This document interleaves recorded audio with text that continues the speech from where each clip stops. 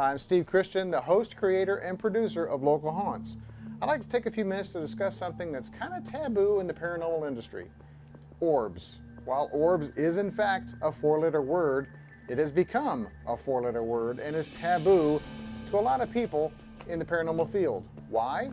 For years, so-called experts have been telling the world that orbs are nothing more than dust and bugs. Are they?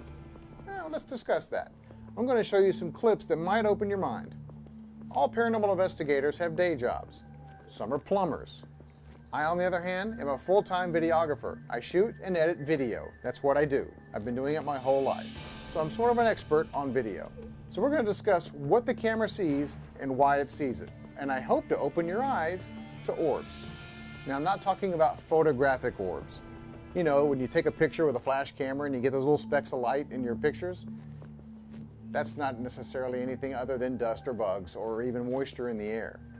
But video is something completely different. We use two different types of cameras on Local Haunts. One is a static camera. The other is a high-resolution handheld camcorder. Both use built-in IR lights, or infrared, to see in the dark. We, the investigators, cannot see this light, but the camera does. While we are in total darkness most of the time, the camera sees everything.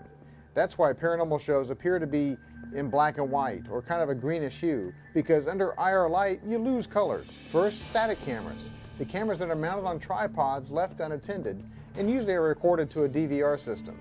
They are much like security cameras. They are low resolution, they don't have an iris or a zoom, and have a fixed focus. The truth is that dust and bugs may very well appear as orbs on these cameras. These cameras are used to catch movement or shadows or apparitions, but they're not much good for anything else. Then there are high-resolution handheld camcorders.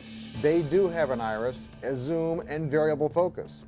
And the truth is, a bug looks like a bug, and dust looks like dust to these cameras. Let me show you some examples. Note the moth that flies into this shot. It is illuminated by the camera's IR light. It casts a shadow from this light on the wall. This obviously is a bug.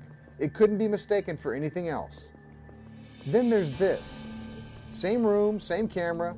Note the orb does not cast a shadow. It flies in a completely different manner than the moth, and the orb is in the same focus depth as the investigator. The orb comes from behind him and flies around him and in front of him. Therefore, the orb is also in focus. This would dispel the myth that orbs are simply bugs or dust really close to the camera.